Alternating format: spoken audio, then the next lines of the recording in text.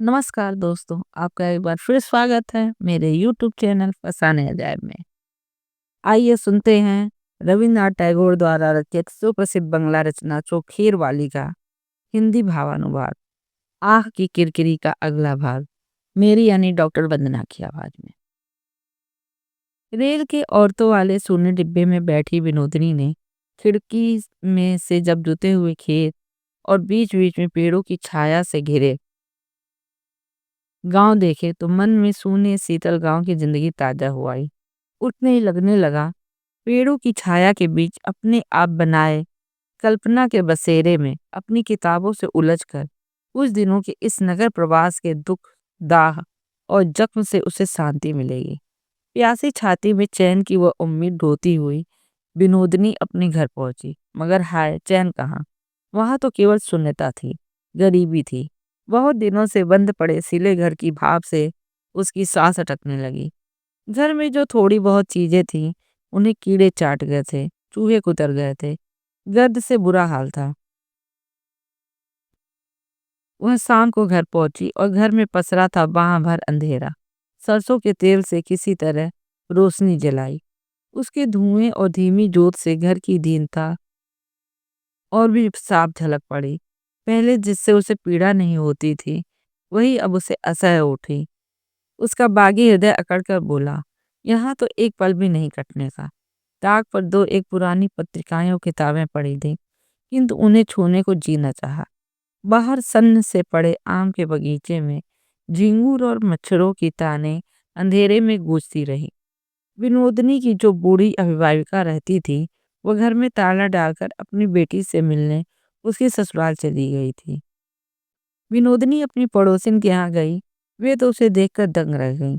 उफ, रंग तो खासा निखर आया है, बनी ठनी मानो मेम साहब हो। इशारे से आपस में जाने क्या कहकर विनोदनी पर गौर करती हुई एक दूसरे का मुंह ताकने लगी। विनोदनी पग पग पर यह महसूस करने लगी कि अपने गांव से वह सब तरह से बहुत दूर हो गई है। अपने ही घर में निर्वासित सी, कहीं पल भर आराम की जगह नहीं। डाक खाने का बूढ़ा डाकिया विनोदिनी का बचपन से परिचित था। दूसरे दिन वो पोखर में डुबकी लगाने जा रही थी कि डाक का थैला लिए उसे जाते देख विनोदिनी अपने आप को न रोक सकी। अंगूठा फेंक जल्दी से बाहर निकलकर पूछा, पंचू भैया मेरी चिट्ठी है? डाकिया ने कहा, नहीं। विनोदिनी उतावली होकर बोली, हो भी सकती है, देखूं तो जरा। यह कहकर उसने चिट्ठियों को उलट पलट कर देखा। 5-6 ही तो चिट्ठियां थीं। मोहल्ले की कोई न थी। उदास सी जब घाट पर लौटी तो उसकी किसी सखी ने ताना दिया, क्यों री बिंदी, चिट्ठी के लिए इतनी परेशान क्यों है? दूसरी एक बातूनी ने कहा, अच्छी बात है, अच्छी। डाक के जरिए चिट्ठी आए ऐसा भाग कितनों का होता है। हमारे तो पति देवर भाई परदेश में काम करते हैं, मगर डाकिए की मेहरबानी तो कभी नहीं होती। बातों ही बातों में मजाक साफ चिकोटी प्रतीत होने लगी। विनोदनी बिहारी से निहोरा कराई थी, निहायत ही रोज रोज लिखते ना बने तो कम से कम हफ्ते में 2-4 बार तो 2 पंक्तियां जरूर लिखें। आज ही बिहारी की चिट्ठी आई। यह उम्मीद नहीं के बराबर थी, लेकिन आकांक्षा ऐसी बलवती हो गई कि वह दूर की संभावना की आशा भी विनोदनी न छोड़ सकी। उसे लगने लगा जाने कब से कलकत्ता छूट गया है। गांव में महेंद्र को लेकर किस कदर उसकी निंदा हुई थी, दोस्त दुश्मन की दया से यह उसकी अजानी न रही। शांति कहाँ, गांव के लोगों से उसने अपने को अछूता रखने की कोशिश की। लोग बाग इससे और भी बिगड़ उठे। पापनी को पास पाकर घृणा और उत्पीड़न के विलास सुख से अपने को वंचित नहीं रखना चाहते थे। छोटा सा गांव, इसमें अपने को सबसे छिपाए रखने की कोशिश बेकार है। जहां जख्मी हृदय को किसी कोने में दुबक कर अंधेरे में सेवा जतन की गुंजाइश नहीं, जहां तहां कौतूहल भरी निगाह जख्म पर आकर पड़ने लगी, उसका अंदर टोकरी में बंद पड़ी जिंदा मछली सा तड़पने लगा। यहाँ आजादी के साथ पूरी तरह दुख भोग सकने की भी जगह नहीं। दूसरे दिन जब चिट्ठी का समय निकल गया तो कमरा बंद करके विनोदनी पत्र लिखने बैठी। भाई साहब डरो मत, मैं तुम्हें प्रेम पत्र लिखने नहीं बैठी हूँ। तुम मेरे विचारक हो, तुम्हें प्रणाम करती हूँ।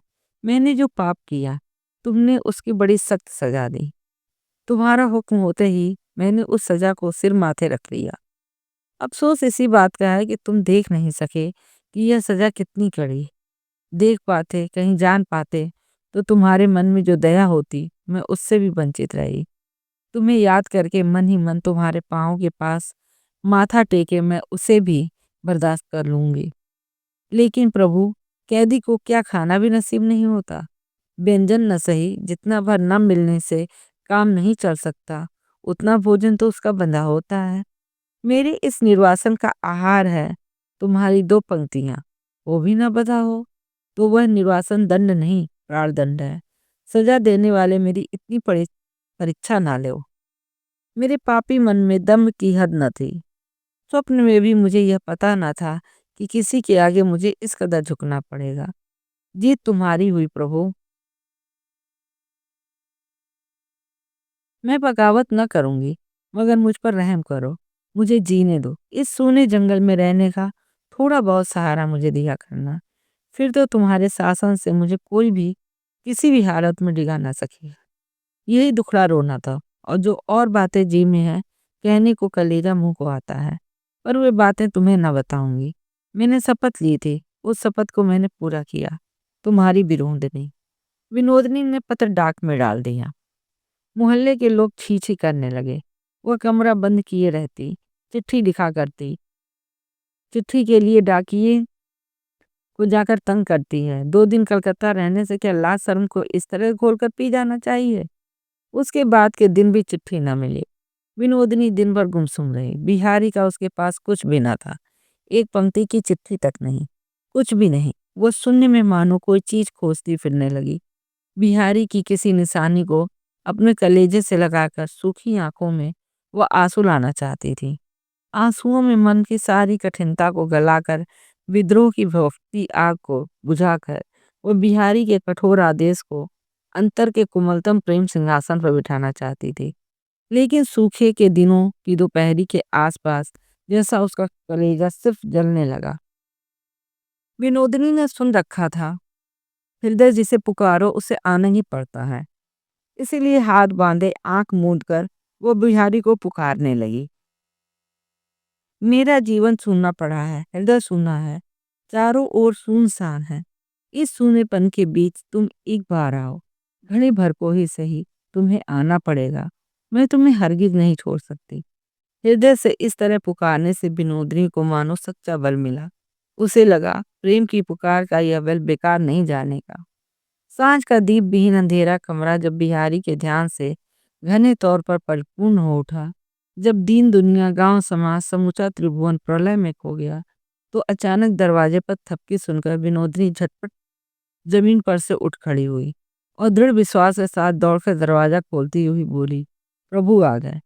उसे पक्का विश्वास था कि इस घड़ी दूसरा कोई उसके दरवाजे पर नहीं आ सकता। महेंद्र ने कहा, हाँ, मैं आ गया विनोद। विनोदनी बेहद खीस के बोल उठी, चले जाओ, चले जाओ, चले जाओ यहाँ से। अभी चल दो, तुरंत, तुरंत जाओ। महेंद्र को मानो काट मार गया। हारी बिंदी, तेरी ददिया सास अगर, कहते हुए कोई पड़ोसी विनोदनी के दरवाजे पर आकर सहसा हाय राम कहती हुई लंबा घूंघट काट कर भाग गई। टोले में एक हलचल सी मच गई। देवी थान में इकट्ठे होकर बड़े बूढ़ों ने कहा, अब तो बर्दाश्त के बाहर है। कलकत्ता के कारनामों को अनसुना भी किया जा सकता था, मगर इसकी यह हिम्मत। लगातार महेंद्र को चिट्ठी लिख लिख कर उसे बुलाकर यहाँ ऐसा खुलकर खेलना, यह बेहयाई।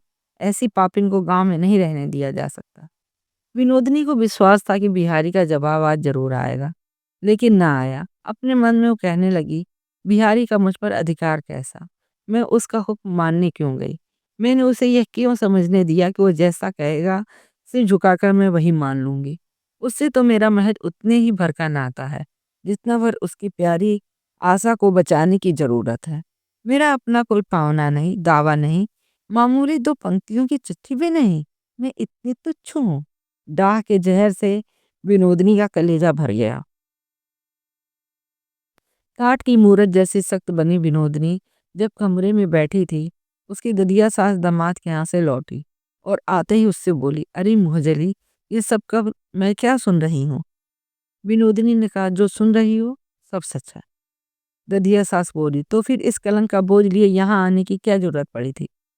आई क्यों यहाँ? रूधे गले से विनोदिनी चुप बैठी रही। वह पुनः बोली, मैं कह देती हूँ तुम यहाँ नहीं रह सकती। अपनी खोटी तकदीर, सब तो मर ही गए।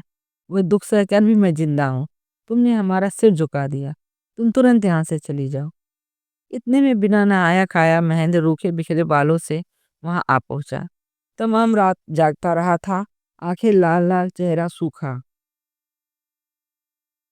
उसने संकल्प किया था कि मुंह अंधेरे ही आकर वो विनोदनी को साथ ले जाने की फिर से कोशिश करेगा। लेकिन पहले दिन विनोदनी में अभूतपूर्व घृणा देख उसके मन में तरह तरह की दुविधा होने लगी।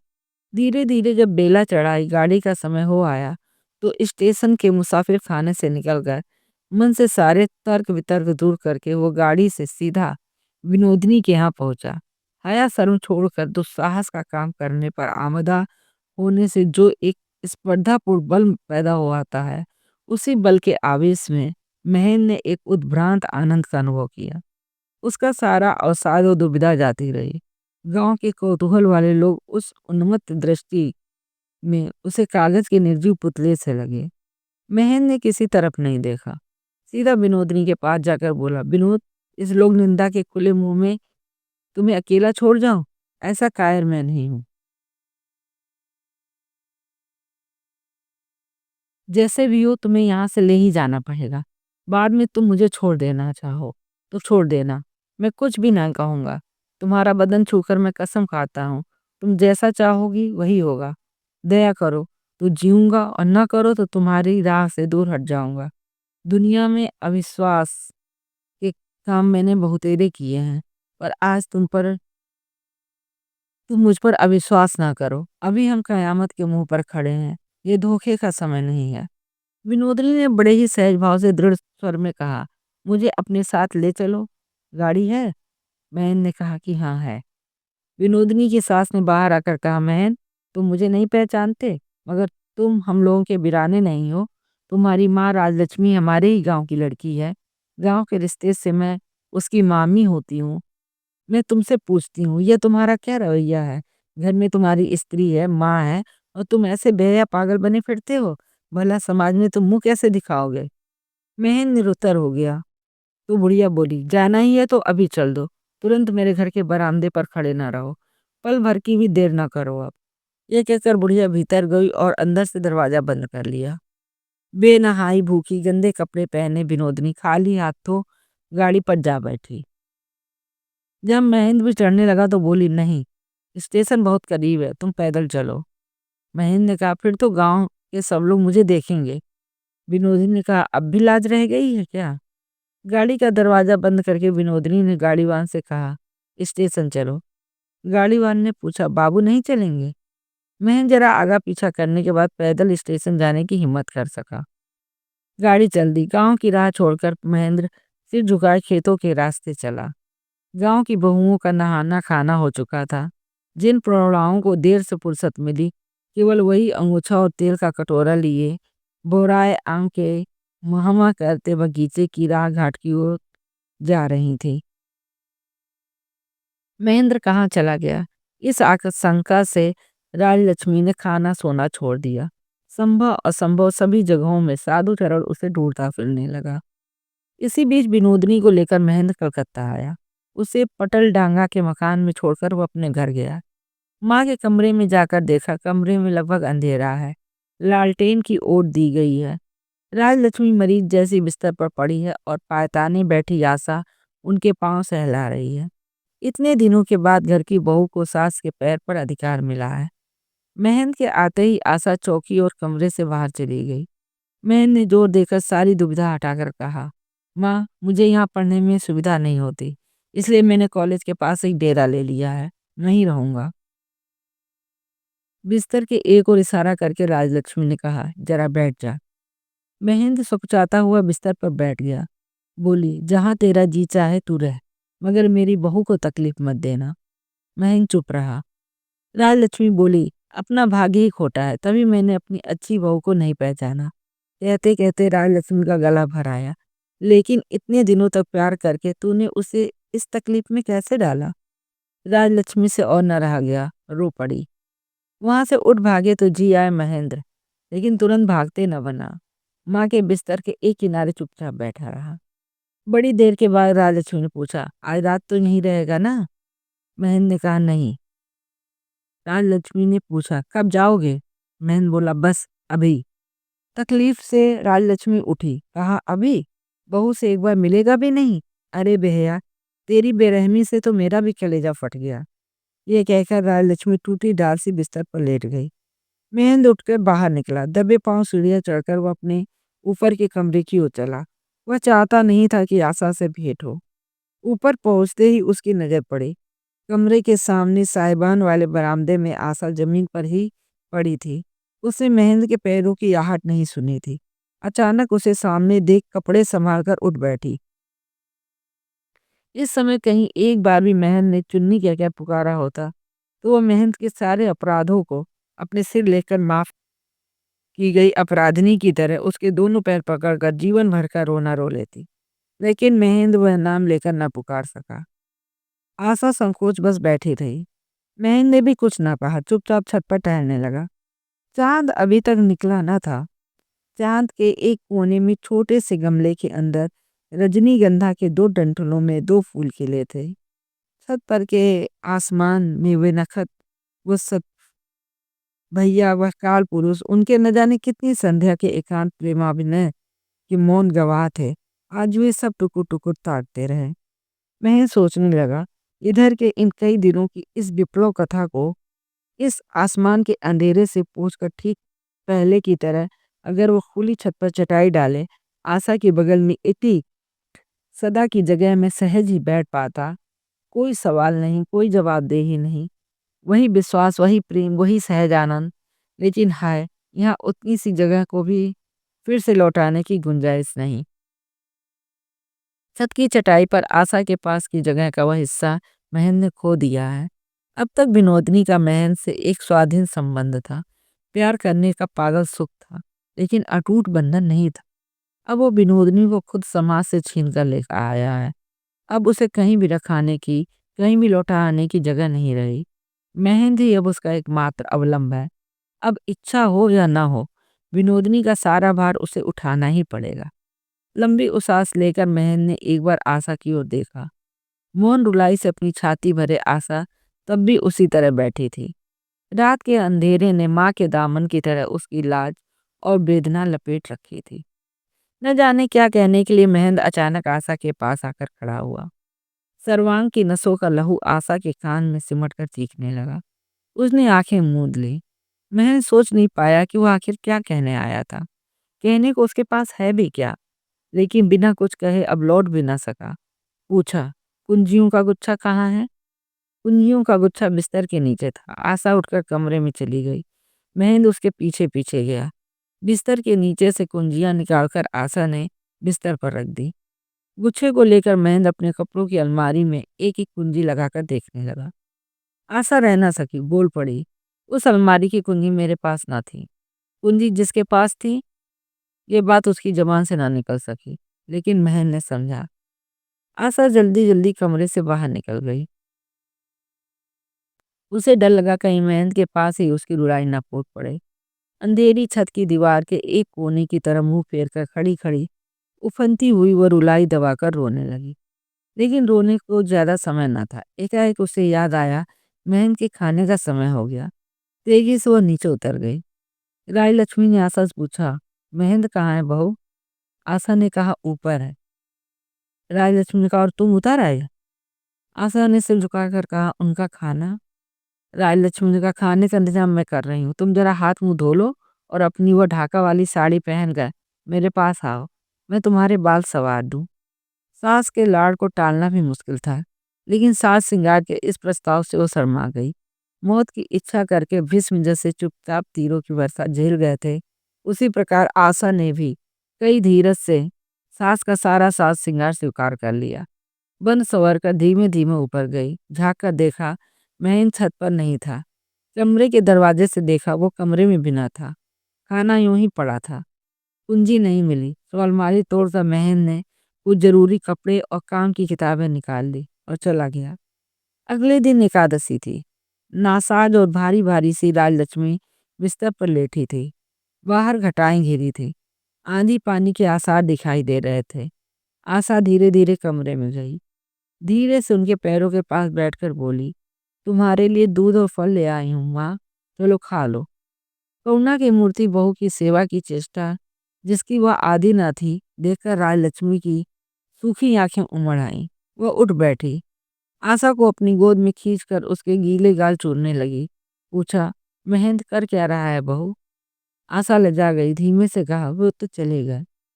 राजलक्ष्मी, चला गया? मुझे तो पता भी नहीं चला। वो तो कल रात ही चले गए थे। सुनते ही राजलक्ष्मी की कोमलता मानो काफूर हो गई। बहू के प्रति उनके स्नेह स्पर्श में रस का नाम न रह गया। आशा ने एक मौन लांछन का अनुभव किया और सिर झुकाए चली गई।